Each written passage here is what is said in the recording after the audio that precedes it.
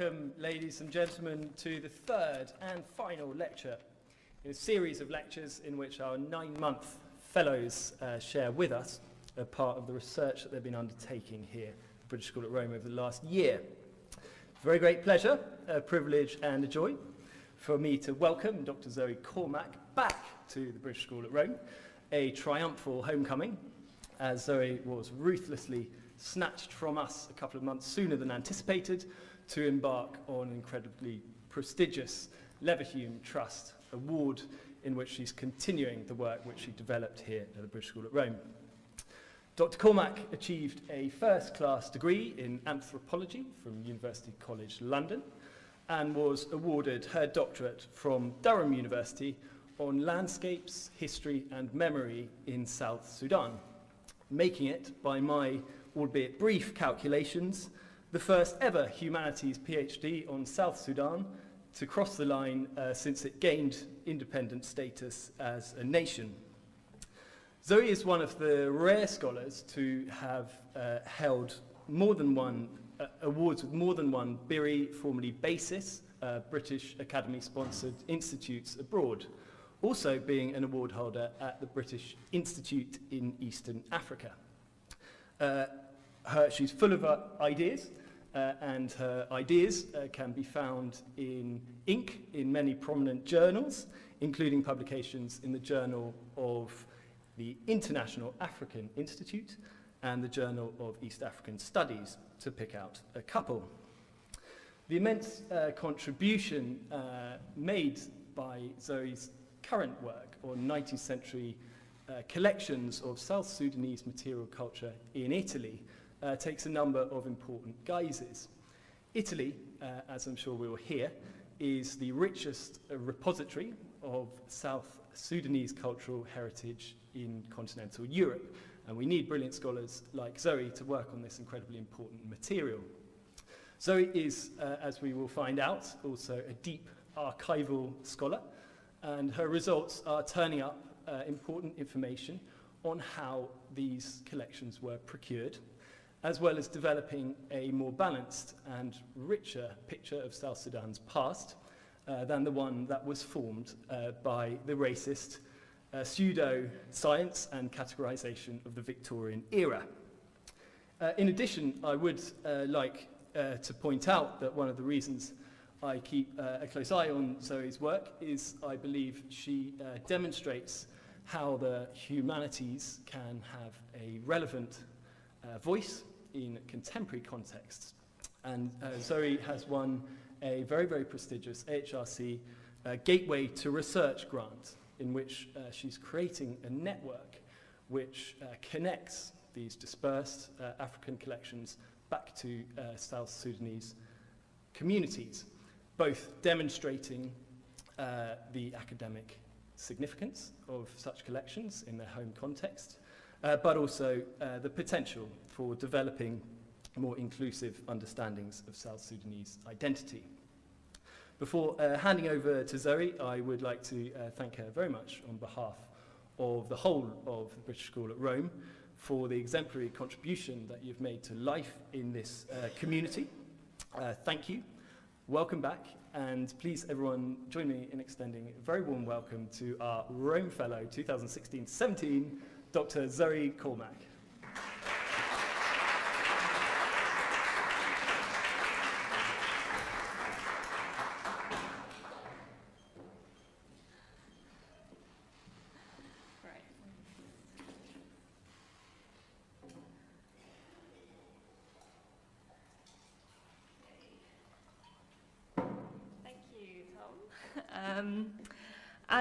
I'd also like to begin by going on record with some of my thanks to the many people who've helped me over the last 9 months. It's really been an enormous pleasure to have been a fellow at the BSR, and I'm extremely grateful for the opportunity. I'm also hugely indebted to people at many other institutions who have given me access to collections and archives. In particular, I'd just like to mention the Italian Geographical Society, the Pigarini Museum of Ethnography and Prehistory, the Ethnographic Museum in Florence, the Archaeological Museum in Perugia, and the Natural History Museum in Venice. And that might also give an indication of the spread of the material I'll be talking about this evening. So I've been both excited and a little nervous about standing up here to tell you about some of the work that I've been doing. So I'm just going to launch straight in after this very kind introduction from Tom. Can you hear me okay? Is that good? So I wanted to start by talking about this photograph of a zoomorphic stool from southern Sudan, now in the collections of the Natural History Museum in Venice. The original owner lived in the area around Juba, now the capital of South Sudan, and the zigzag tail is for resting a tobacco pipe. The stool entered the museum's collections in 1863.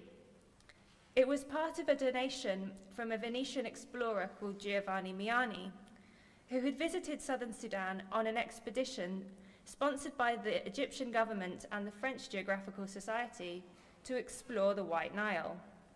And this important collection of over 1,800 objects is one of the largest from South Sudan in Europe. This photograph was taken in 1927. As you can see, the stool has been placed on a table in front of several statues, probably in the Museo Correa in Venice. And this is it shows a method of cropping. The outline has been painted in white so that the image of the stool could be transferred into a publication about the Miani collection.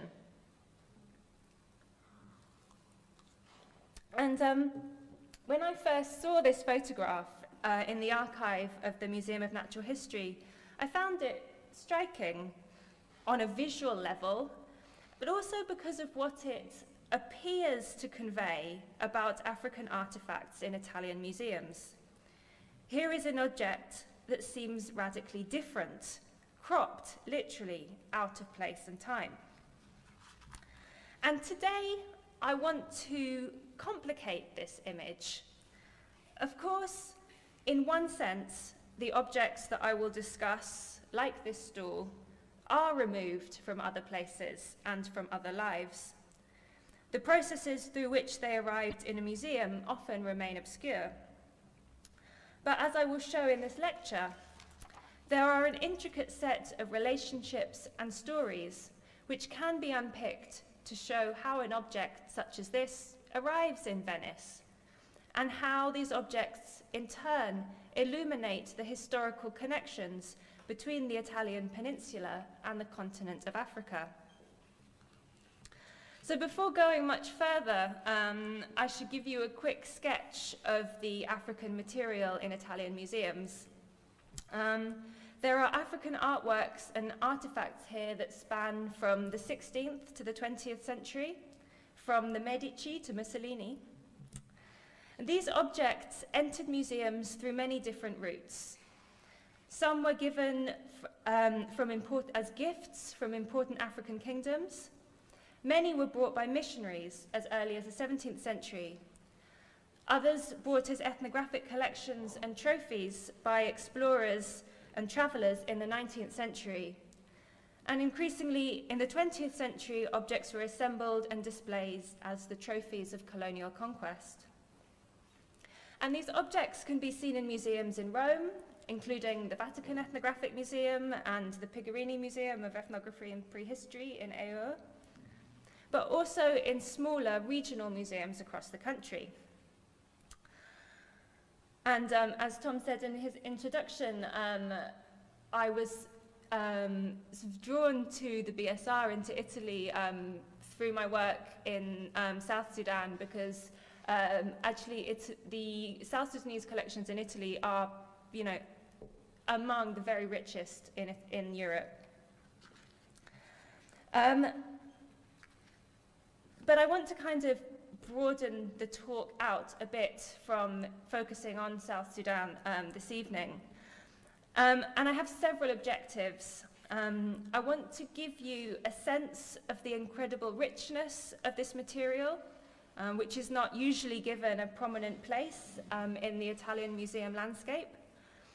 And to do this, I'll move chronologically, beginning in the 16th century, and looking at artistic and political interactions in both their creative and more extractive forms.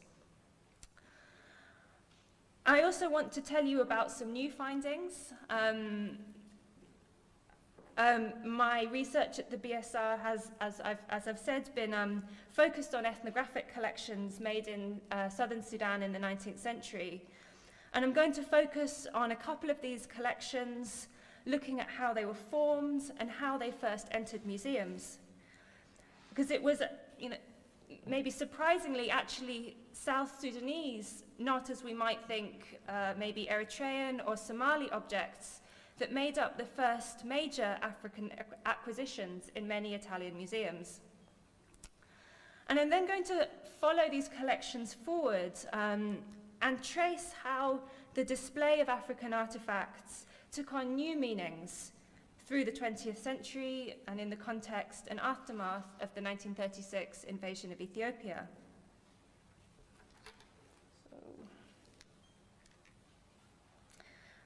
So I decided to frame the lecture as unpacking the collections. Partly this felt appropriate because my research involved a large amount of literally unpacking objects from museum stores, and partly because I wanted to get at the more sort of academic connotations of interrogating what lies behind a collection. And this sits in a broader field of research on museums, treating these institutions as simultaneously social, material, and political assemblages. And studying the history of museum collections shows very clearly how human relationships cohere around things. A key point that I want to demonstrate throughout this lecture is this complex entanglement of social relationships and global networks stretching across Italy and the African continent, and how these have both been evident and sometimes occluded in the collection and display of objects.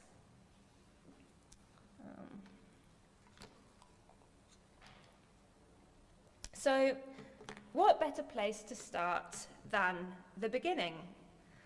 Because Italy houses some of the oldest recorded examples of African art in European collections.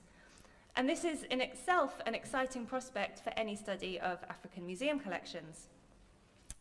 The earliest pieces are 3 ivory tusks from the collection of Cosimo I de' Medici, and these are very likely to have been made at the end of the 15th century, and they were first entered in an inventory in 1553. These 3 tusks originally came from the Congo people in West Central Africa, and it's known that Pope Leo X received an embassy from the King of the Congo, who was a powerful 16th century African leader who had newly converted to Christianity, between 1513 and 1521, and this may well have been the source of the tusks. So the top one is now in the Museo Argenti in Florence, and the one below is in the Pigarini Museum in Rome. And the third in the Ethnographic Museum in Florence, of which I'm showing a detail, is partly covered by leather and stamped with the armorial bearings of the Medici and Toledo houses. And this suggests that it was probably linked to the wedding between Cosimo I and Eleonora of Toledo, the daughter of the Viceroy of Naples, in 1539.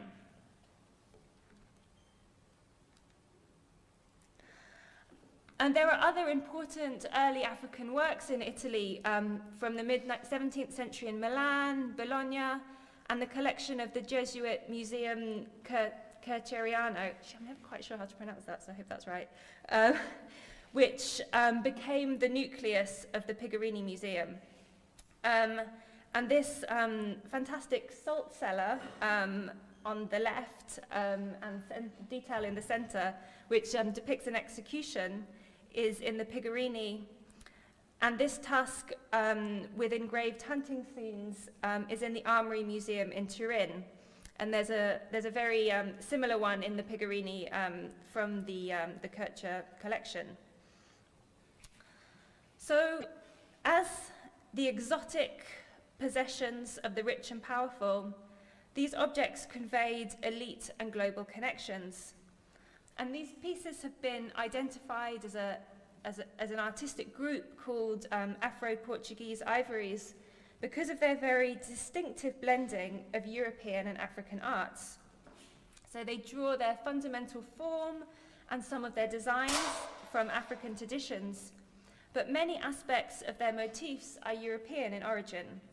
They were the products of Portuguese trade on the West and Central African coast and of new relationships. And one idea is that Portuguese clients bought European drawings for African artists to copy, who reworked them into sculpture and through their own practice, transforming them into something new. And the art historian Ezio Bassani has argued very convincingly that some of these motifs are hybridized images from European books of the period. So this is an Afro-Portuguese ivory horn, which is now in the Australian National Museum in Canberra. And on the left are some parts of its design, which closely correspond to the images of hunting scenes from the margins of a book called, I really should have checked this pronunciation, Horae Beatae Mineae Virginis, apologies to specialists, which was produced in Paris in 1498. And if you just sort of have a look here at this section of it, the castle, minus the castle, the image is basically a copy, as is this version of a hunting scene, which is there. And in this next image, the hunter blows the same horn in the same hat. Although much of the other symbolism and designs from this and other pieces draw on African heritage, and it's really, really very syncretic. So around 800 of these ivories survive today. They are examples of cultural exchange between Europe and Africa in an era before the slave trade, when attitudes towards race were quite different, and before the colonization of Africa by European states. Several of these ivories have been misattributed as Turkish or Asian in origin because it was believed that this work could not have been made by African artists. And although I've really focused more on later material, I wanted to start with these ivories because I think they show the possibility of thinking a bit differently about the connections between Europe and African art. So, moving forward to the 19th century, we find a much greater flow of cultural material and artworks from Africa into Europe. Hundreds of thousands of objects from Africa entered Europe from the mid-19th century, a consequence of colonialism. As the historian Annie Coombs has said, museums were temples of empire. They were intimately part of the process through which knowledge about imperial possessions was organized and communicated to European publics. So I'm going to talk a bit about a few different collections in Frascati, Rome and Venice to show how East African objects were brought to Italy. I will just begin very quickly with an example to illustrate how the export of faith has been, how important the export of faith has been to the import of objects. So this is the Cardinal Guglielmo Messiah Ethiopian Museum, housed in a 16th century Capuchin convent in Frascati. Cardinal Messiah was appointed the apostolic vicar of Gala, an old name for a part of Ethiopia, in 1846, where he had a colourful career, that's an understatement, caught up in tensions between the Catholic and the Orthodox Church. He was exiled several times, established several Catholic missions, and was finally expelled in 1880. And the museum consists of objects and photographs assembled by Messiah in Ethiopia, as well as later photographs and political memorabilia. It also displays the contact relics of Messiah and a reconstruction of his bedroom, as it's sort of a part museum, part memorial.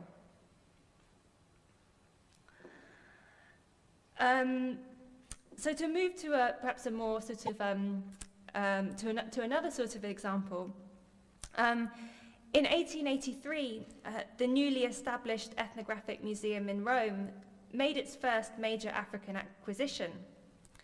It was a collection assembled by Romolo Gessi, an Italian who served in the Egyptian administration in southern Sudan. And the museum's director, Luigi Pigarini, wrote an announcement in the newspaper declaring the importance of these artifacts. He wrote that the museum would become one of the most important in Europe for the study of African ethnography.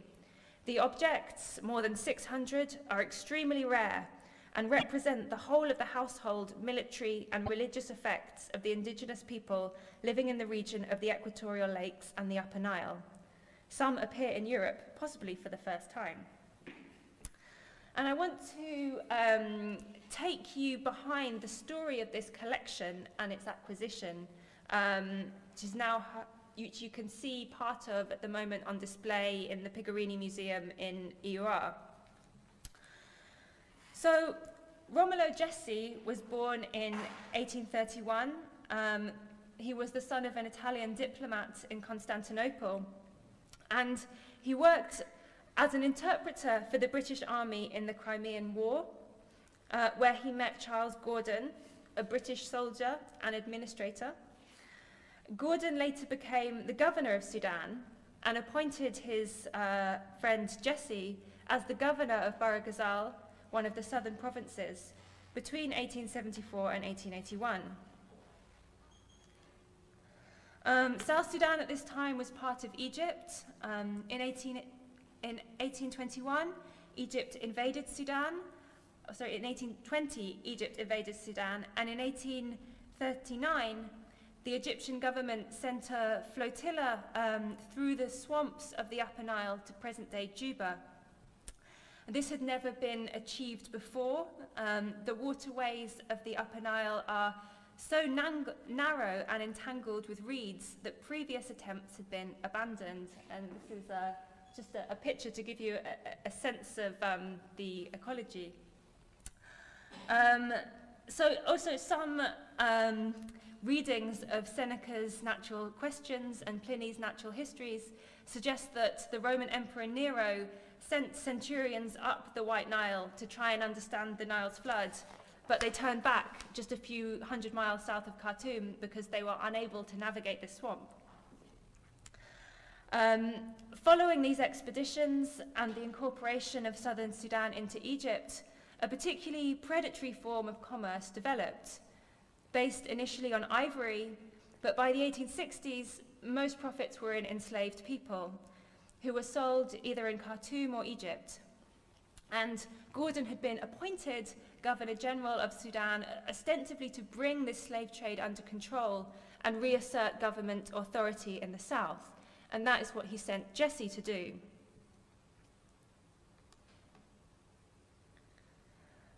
Now, Gessi began collecting objects from southern Sudan in the mid-1870s. Initially, at least, he appears to have had a rather commercial view of this. Let me read you this extract from a letter he wrote to a friend who ran a photographic studio in Cairo in 1876. You suggest that I should bring you curiosities. Is there a good market for them in Cairo? I made a collection, but it is still incomplete. It's very difficult to find these objects. Everybody here wants to buy them, and the prices have been spoiled, especially by Englishmen who pay for this rubbish at its weight in gold. There are also many Greeks, Jews, etc., who buy up everything. I have sent orders to the chiefs of our military stations to find objects. There is a Russian doctor here who for 20,000 francs has already brought utensils, lances, arrows, etc. You will easily understand that I cannot rival the prices offered by this people, who are ready to pay whatever price is demanded so as not to return to Europe without a collection. This also tells us much about the European market in ethnographic material from Africa at the time. So Jesse formed a collection of around 100 objects, mainly gathered by South Sudanese intermediaries, that he sold to the Italian Geographical Society when he returned briefly to Italy in 1877. These are just a few snaps. The collection was later transferred to the Pigarini Museum, where some of it is on display, although most of it, like these objects here, are in store. While in Italy, Jesse gathered support for another, more extensive collection. He returned to Sudan in 1878 with equipment loaned by the Italian Geographical Society, and he engaged the services of an Austrian photographer called Richard Buchter, who accompanied him to Khartoum and then travelled south, embarking on the earliest recorded photographic tour of Central Africa. The photographs he took consist of anthropological types and portraits, landscapes, images of enslaved women, reflecting both Jesse's mission and the general European attitudes towards Sudan. The photographs were published in several contemporary travel accounts, shaping the image of Sudan for a generation. And they've recently been made available online by the Pitt Rivers Museum and are being circulated again. And I apologize for the really poor quality. This is from a crappy phone, but on a recent trip to Juba, I saw this painting in a hotel lobby, and just thought it was a very striking example of how an image from Sudan created for the European observer 1 century later has been reworked back by a South Sudanese artist for the visitor. I hope you can see that. So this time, Jesse assembled a large collection of objects. He wrote a letter from a government station in Rumbek in October 1878, which gives some sense of what he was interested in, finding objects that would have been new and impressive in Italy. He writes, "I have prepared 2 cases of ethnographical objects to be sent to the Geographical Society in Italy. One of these cases are many things from Uganda, and in Italy people will be astonished to see articles manufactured with such diligence and really extraordinary neatness. The straw work is not at all inferior to that made at Florence, and the tanning of the skins is worthy of special attention. Besides stuff dyed with the rinds of trees, terracotta, and an infinity of other curious things. Here I have also made a small collection, and I hope to increase it by many things which have never been exported to Europe." And a lot of what I've been doing here is trying to identify objects from his collection, and he kept very poor records. But I've identified some of these objects through comparison with Buchter's photographs, such as this Bari headdress, and this is a case that's on display. It's part of the gallery of the Pigarini Museum, where you can see some more of his collection. Now Jesse was fitting this collecting around his official duties as the governor of a province, restoring government control, and his major task, as I mentioned, was to defeat a powerful slave trader called Zubair Pasha, who controlled a large area in the western part of South Sudan. And much of his published account, I'll mention it again, he has published an account of his trip, of his time in Sudan. Much of this account, it consists of rather tedious swashbuckling details of how he strategized against and eventually killed Zubair Pasha's son, Suleiman.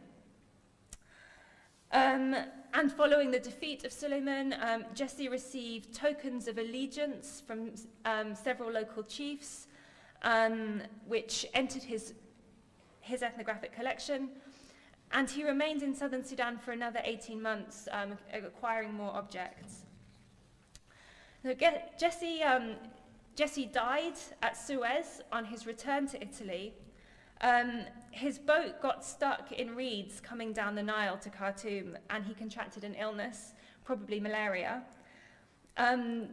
It's actually, again, he writes about it. It's a very miserable and grim story. The boat was stuck for weeks, and many men nearly died of hunger. In fact, a collection of stuffed animals and zoological specimens Jesse had made for a Genovese patron of the Italian Geographical Society was actually eaten by the crew. And he writes, "I have nothing left but ethnographic objects." After his death, his collection was brought to Italy by the Egyptian Geographical Society, and it was shown at the 1881 International Geographic Congress in Venice as an Egyptian exhibit. It won a variety of prizes. It was handed over then to Jesse's widow, Maria, who lived in Trieste, and she sold it to the newly established ethnographic museum in Rome, and it was bought with public funds for the Italian people.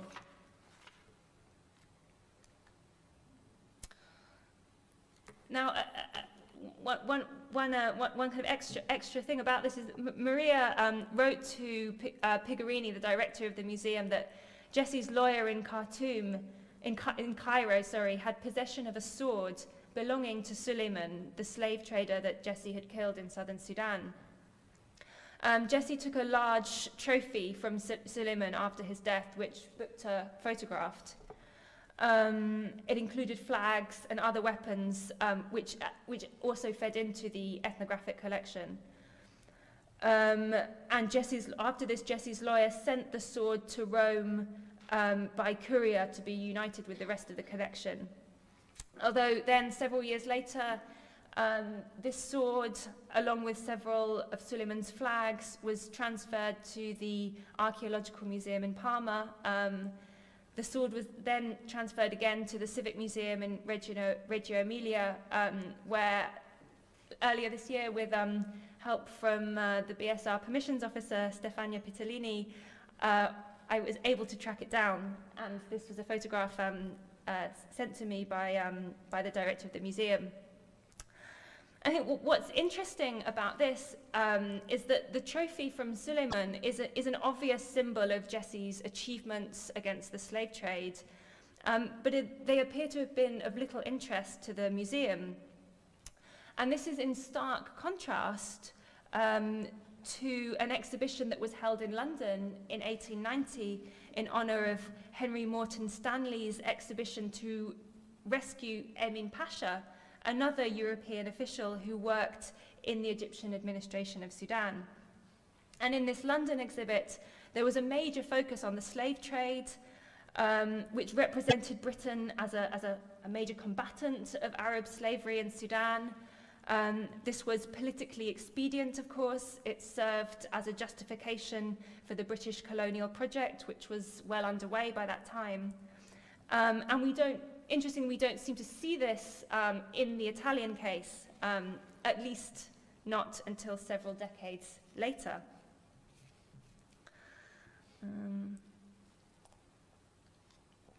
So, as Jesse's collection shows, acquiring objects from Eastern Africa in the 19th century was entangled with commercial and state expansion.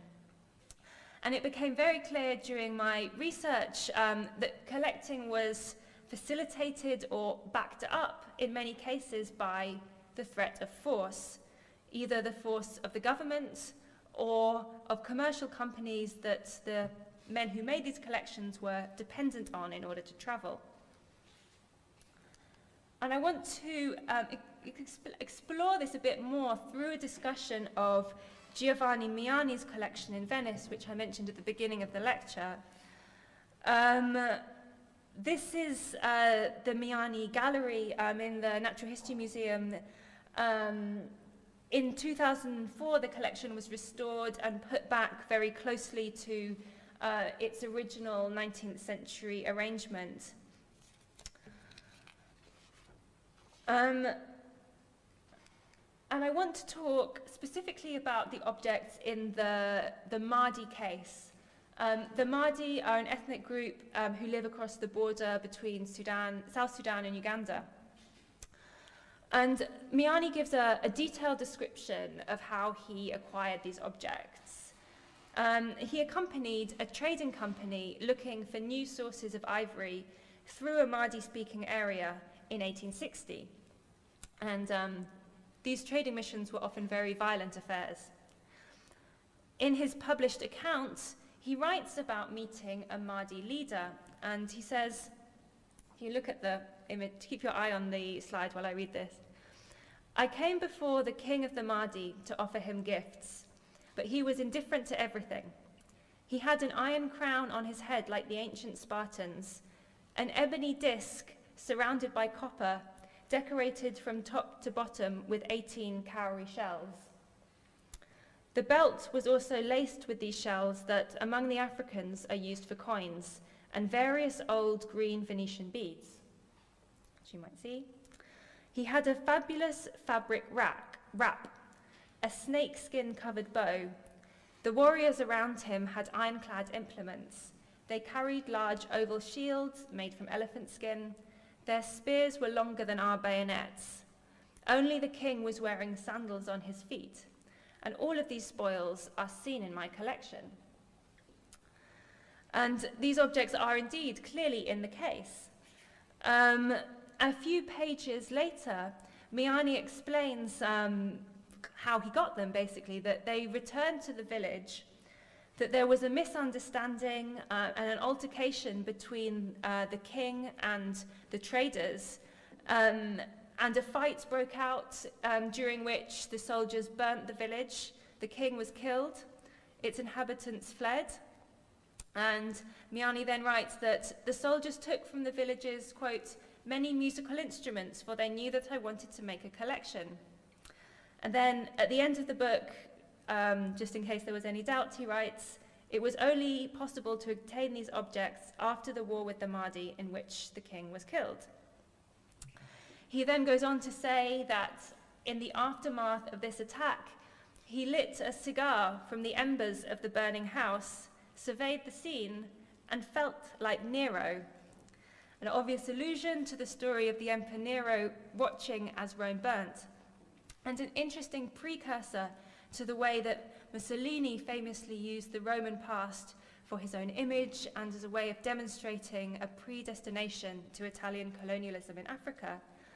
And that is a point that I will return to in the final part of this lecture.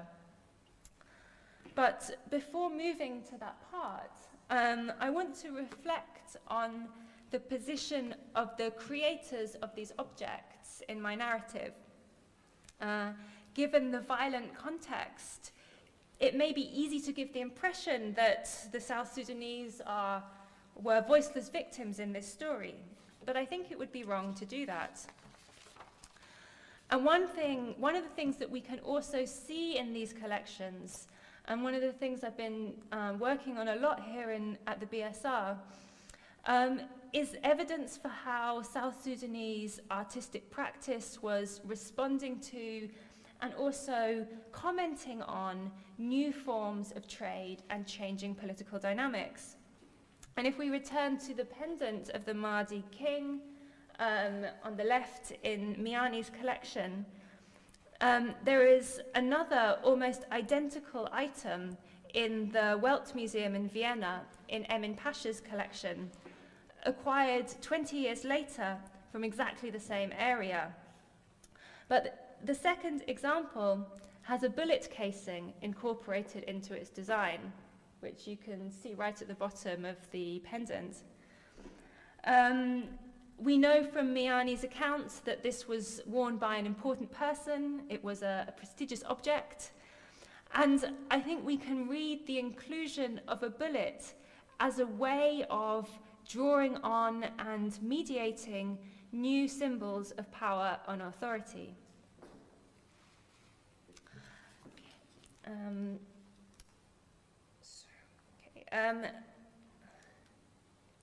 So moving to the 20th century, Now, we only have to look at this display of a trophy from the Ethiopian War in 1936 to see that assembling and displaying objects took on a new political role in the context of imperial ambitions in the 20th century. In 1923, a colonial museum was founded in Rome. Unlike older ethnographic museums like the Pigarini, the Colonial Museum's objective was only propaganda.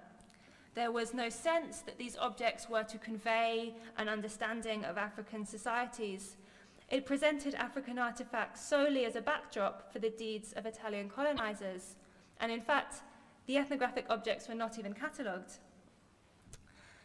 The Colonial Museum was closed in 1971, and most of its 11,000 objects and paintings were distributed to other museums in Rome.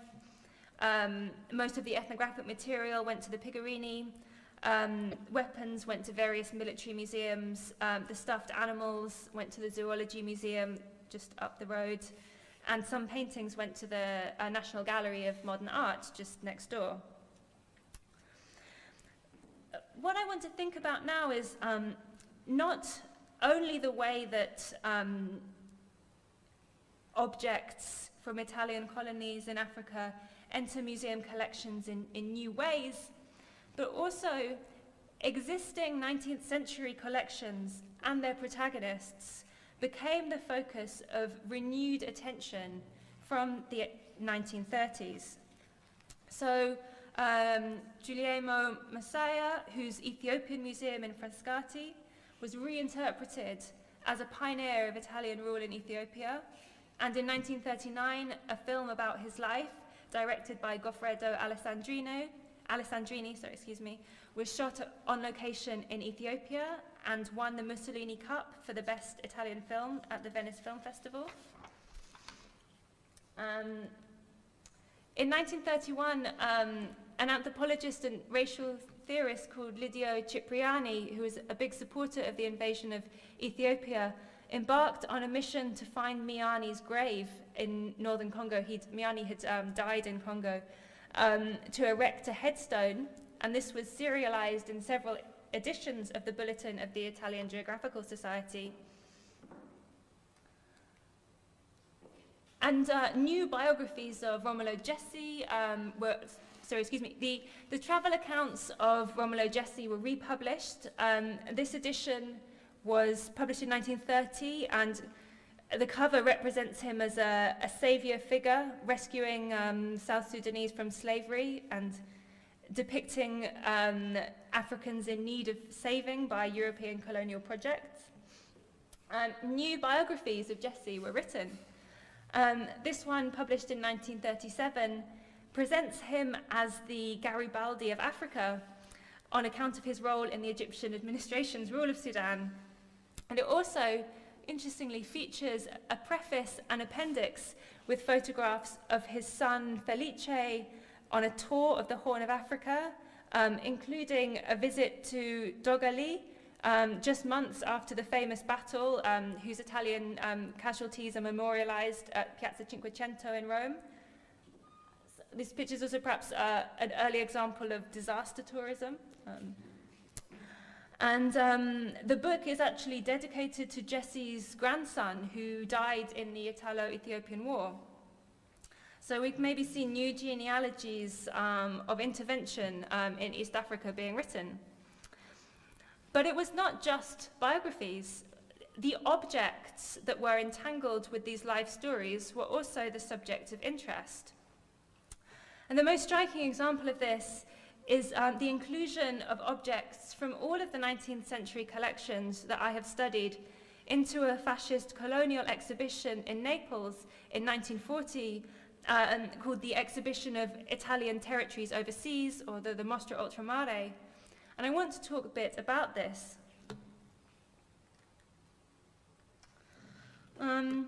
So this is a little known but extraordinary piece of fascist colonial propaganda.